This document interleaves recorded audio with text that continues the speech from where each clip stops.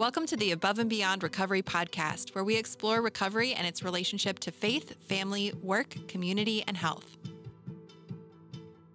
Well, hey everybody, welcome to episode 2. We are so thrilled to have Randy Doty back again, along with also his friend, Grief the Gorilla. And if you're listening to this on strictly a podcast, maybe you're on a treadmill, a gym, whatever, maybe you're doing your wholeness habit, like we talked about in episode 1, Grief the Gorilla is a big guest. It's a big stuffed gorilla that Randy uses in his ministry to help people process grief. Wearing a big t-shirt with his name on it, Grief the Gorilla.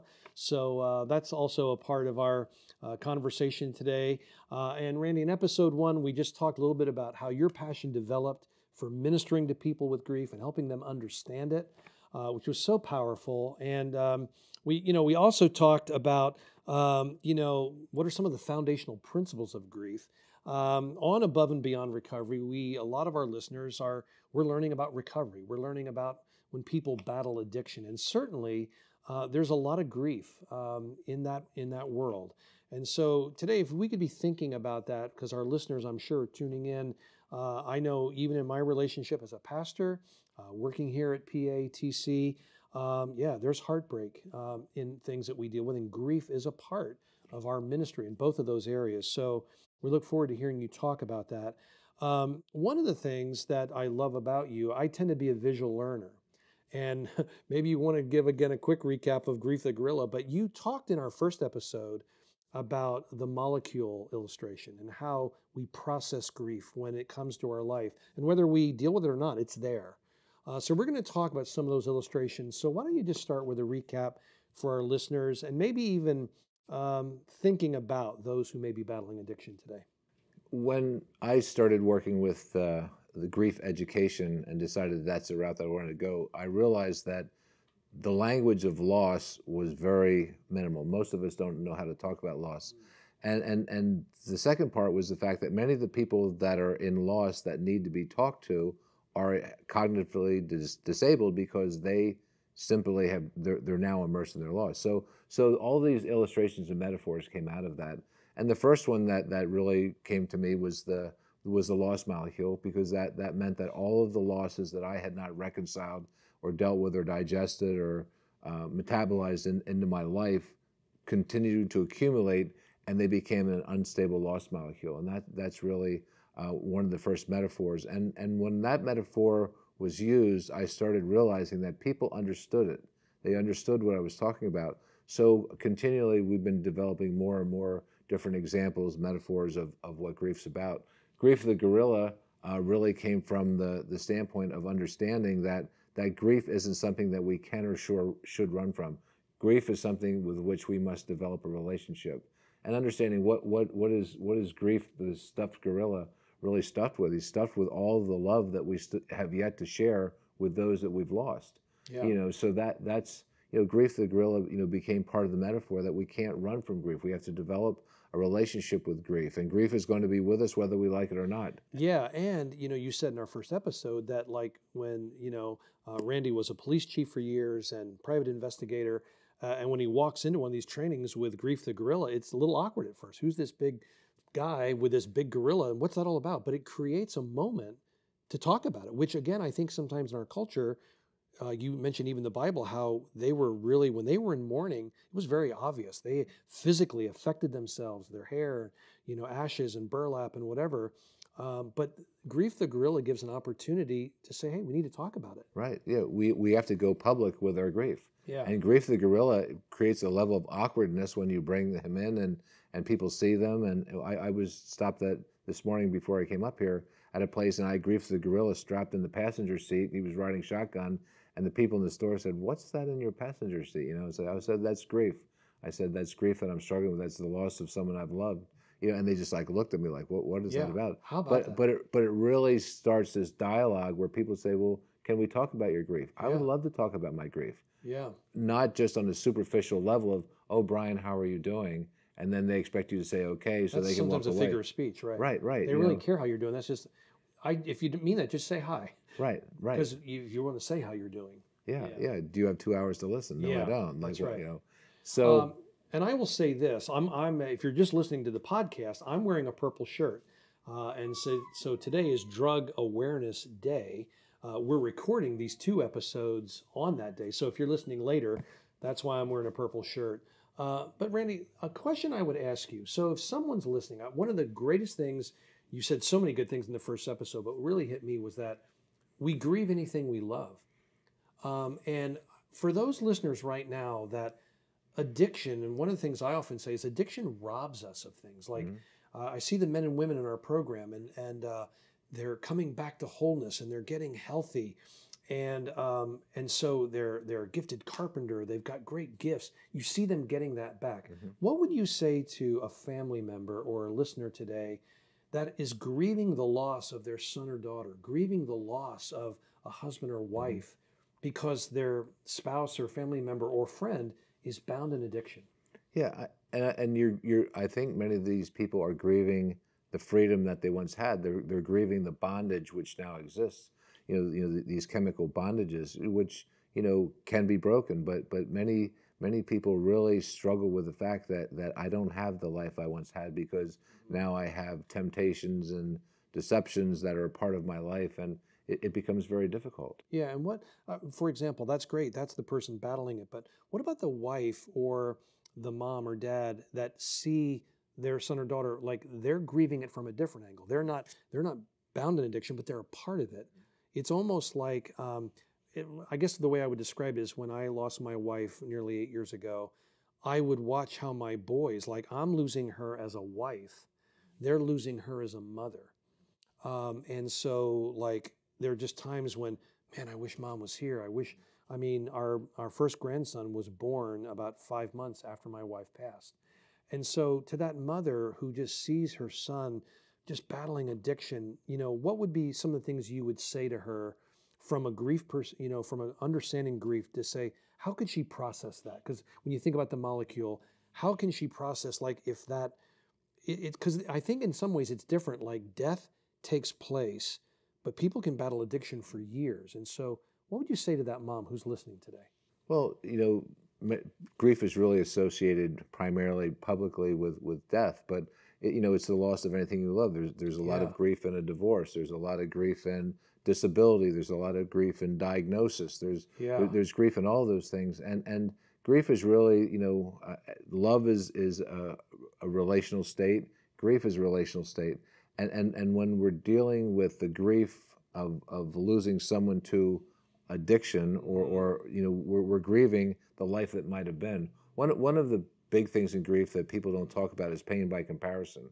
And pain by comparison is when we see other people living lives that aren't going through what we've gone through.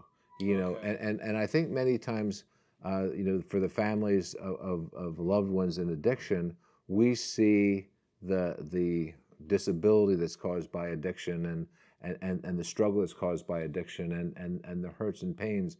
And there's this pain by comparison that our family's dealing with something that someone else isn't. And that takes a lot to process. It's not like an instant fix. Oh, this is how it's over. It's learning to develop a relationship with your grief. Yeah. How do I develop a relationship with this? How do I develop a relationship with this loss?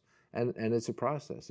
Yeah, and what I've shared, and again, I hope it's correct, but I think we did talk about a little in episode 1 that everyone processes grief differently. Just like you may be allergic to penicillin, I may not be.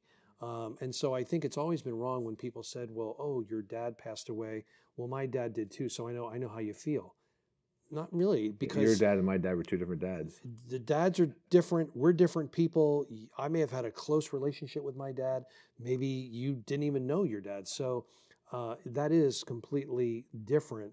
And so again, when you're talking to someone, because addiction does bring loss, and you grieve, and that's what's so exciting when they're walking in recovery, you see that person coming back. You see the gifts and the spiritual gifts and all that they have coming back. So I know you use so many illustrations. So what would be an illustration that you think would speak to that would help those? Specifically, I'm thinking today of the one that they're not battling the addiction, but they have a spouse or family member or friend that is. one of the illustrations I use is the monkey jar, and you know the illustration of the monkey jar.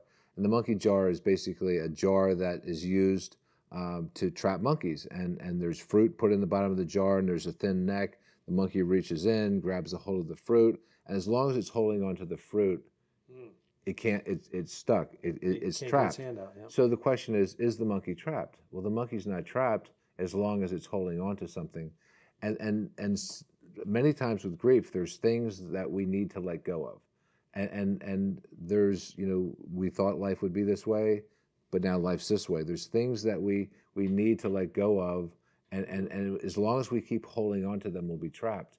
And those are the types of illustrations, because there's whether you lose someone to death or whether you lose them to addiction, you know, the question becomes, what is it that you're holding on to?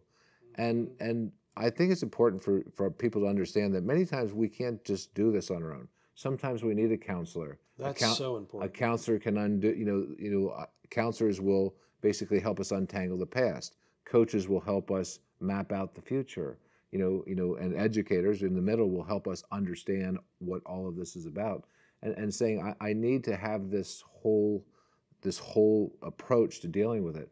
In grief, many people will try to deal with grief on their own. Well, many people in grief need community, and that's lost community. So I need to be with a community of people that understand the language I'm speaking. Yeah, that's exactly right. Because you're suddenly thrown into this. So if you're dealing with someone that's dealing with addiction, being part of a community of people that talk that language and understand what you're talking about is important.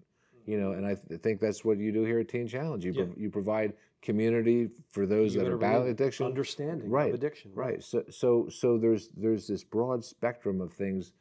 Counseling and coaching and education and community. All of those connection. All of those things are important. So it's not just one thing. It's really this whole sampling of saying, I need a coach and I need a counselor and I need a coursework, and I need, That's all of that. That's so incredible. And I said very openly in our first session that as a pastor, I think sometimes you can have that Messiah complex where you think you understand everything. Well, I'm a pastor, so I understand grief, I understand addiction, and I just would freely say, no, I don't. Right. I'm trying to make disciples and I can preach the word, but I don't understand everything. And so I would just say to our listeners, if you are a mom, a dad, a friend, a spouse, whoever you may be, man, please, if you can go to our website, if you have questions, because one of the ways that you can love the person that's battling that and help them get on the road to recovery is to go to our website, paatc.org. We've got our admissions phone number there. We have teams. You talked about community and people that understand it. They will be more than glad to talk with you, to listen, to hear your story, to give you some steps that potentially your loved one could take. And we would exist. Our mission here is to help bring wholeness to the hopeless. And so we want to do that. So I love that thought that you said about community, Randy. So let's talk a little bit more about that as it relates to grief, particularly with addiction. I know when people have come through our program, men and women, detox, short-term, the long-term faith-based program, one of the things we talk about to them is like when you leave our ministry and you graduate, we're celebrating that. You're on that journey. They get into Celebrate Recovery. You do grief share in your local church. And so talk a little bit about that in terms of community and how that helps people.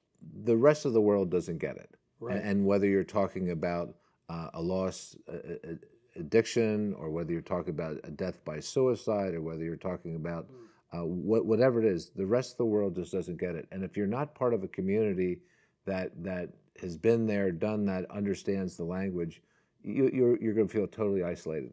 But you are not the only person that's going through whatever it is. You're not alone in that. You're not alone in that. But we isolate and we think, well, we don't want to take on other people's problems. But in grief, I always tell people it's so important. If you've lost a spouse, being part of a loss of spouse community is important. Yeah. Because you'll lose a lot. You'll lose your work community. You'll lose your social community. You'll lose a lot of times your faith community.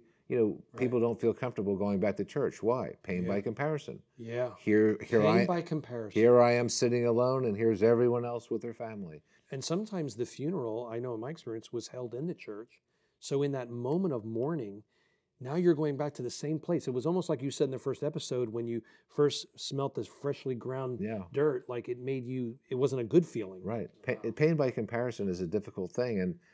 But understanding pain by comparison is part of understanding that that's a term that is part of your education. And I understand now, there'll be the families that say, well, your daughter played basketball and we want you to be part of the basketball family, even though your daughter's passed. And all of a sudden, the rest of the people in the basketball team don't understand. That's pain by comparison. Yeah. That you all have what I don't have. Yeah. I'll just share a story based on that. I've never heard the term pain by comparison. But this was a short time after my wife had passed. We just had the accident, and my youngest son, was a senior in high school. It was his last track meet. And again, I kind of said that I'm not a crier. I'm not one that typically, cries publicly, whatever. But it was his last track meet. So what they did for the seniors, they were out on the track, and the moms and dads all walked out to take a picture with their son or daughter, and they gave the wife a rose. Well, Randy, it hit me like a ton of bricks. I started sobbing. It was so heartbreaking, and it just hit me like that wave of I'm out there just wiping off, and I've got my arm around my son, but it so caught me off guard. But I was comparing that here are all these other moms and dads. They're handing them a rose, and they handed me a rose, and I took it in honor of, Lynn, but it was so hard. We have a ministry at Morningstar called, Encore, and it's our 55 and older ministry. And when we have events, I said, when we set up for the events, always have an odd number of tables, odd number of seats at a table. And they said, well, why should we have odd number of seats at a table? I said, because if you have even number of seats at a table, someone that does not have a spouse with them knows that they are creating an unfilled seat. Yeah. They have to find someone else to sit with them. Yeah, there's couples, and then there's me. There's couples, and there's me. But if you have an odd number of seats, there's always a seat that's open for somebody that doesn't have someone. Yeah. And just really wow, and that's a pain by comparison preparation where there's always an invitation at every table because there's one seat for someone that doesn't have someone to be with them. Well, let me ask you this, and this isn't a question that I told you I was going to ask, so I'm going to put you on the spot a little bit, but it ties to Grief the Gorilla and a little bit of what you were just saying there, in terms of the fact that if, and I want to make sure I phrase the question right. So I have found when I pastored, I'll use it as a prayer request. Hey, pray for me about this. There seem to be like these safe prayer requests, like if you have cancer, or your house burnt down, those seem to be safe. But there were certain prayer, like if you needed prayer and you needed community, like, saying, my son or daughter is addicted to drugs, or they're having problems. It's almost like when the guy sees you with the grill and say, well, what's that about? Talk a little bit about that as it would relate in the addiction world of sometimes it's not easy to find community. It's not easy to, and like you said earlier, you battle isolation because you feel like most people aren't dealing with what I'm dealing with. But there is a whole world out there that is, but we stay isolated from each other because we're almost embarrassed to talk about it. Right, and that's the importance of community. If you go and just sit in a general prayer session after someone you love died, someone will surely come up with, oh, my cousin had cancer and we all prayed for him and he was healed. Yeah. Mm-hmm. That's wonderful. That's great. But then there's a person that's sitting there, my wife wasn't healed. That's right. My wife died. And there's the pain by comparison again that comes out and an awkwardness. So do I not bring up the praise report for fear that it's going to offend somebody whose prayer wasn't answered or answered in the way they requested?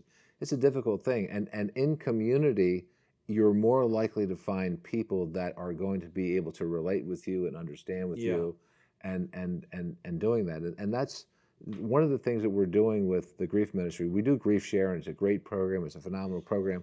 But we're really becoming more intentional about developing community for places for people to go. I met with a gentleman last night, and his wife, just 62 years old, passed away from leukemia. And he said already the most difficult thing is coming home and realizing that I'm just going to eat supper by myself every night. And we're married 42 years. And my wife and I, we're still eating supper together. So that's not something I can identify with. But a community of people that say, let's get together once a week or twice a week and have supper together and have that community and be able to share and speak the same language. That's Yeah. important. Well, that's good. And I find wherever I speak and then I'm out at the table, I'm talking to someone who was, received a DUI. Maybe they had a spouse or son or that was killed by someone that relate to my story. As we close, Randy, we're coming near the close of this. I want to give you the opportunity. What would be in your mind to those listening today, if we were to wrap this up, what would be the thing you'd want to say to them? I think the most important thing is don't isolate. Don't isolate. Don't isolate, and educate. You need to Don't isolate and educate. Educate. You need to learn the language of loss.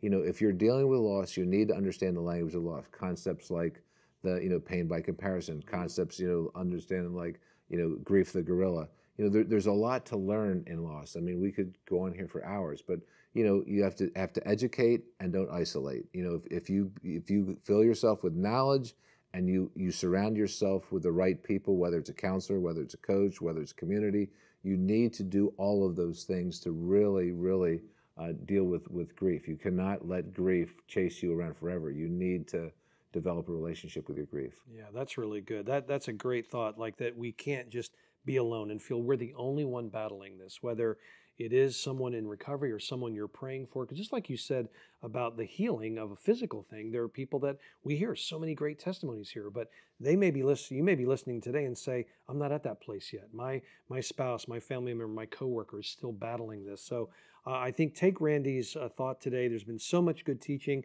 If you didn't hear episode 1, make sure you tune into that. But I think the walk away for us today is don't isolate. Each week when we do the episode, one of the things we do near the end of our program is we talk about a wholeness habit that we're experiencing in our life at PATC, which obviously is the sponsor and the one in charge of this podcast. Our mission is bringing wholeness to the hopeless. And so we always like to talk to our guests and ourselves, like, what is the wholeness habit that we're working on in our life right now? So Randy, tell us, what would be your wholeness habit you'd share with our listeners? The wholeness habit I've been working on really for the past year, and it actually started September 1st a year ago, is that I get up every morning at 5:30 in the morning and I walk for 90 minutes, watch the sun come up, and that's really been my time to walk with God and just enjoy nature and see what's out there. And it's been a great time. I'm an avid writer, love to write, and that's really the time of morning when I feel that I can get most inspired. God speaks to me, and I watch the sun come up, and it's been an incredible opportunity. But I actually have a little over 1,300 miles that I've walked in the last 12 months.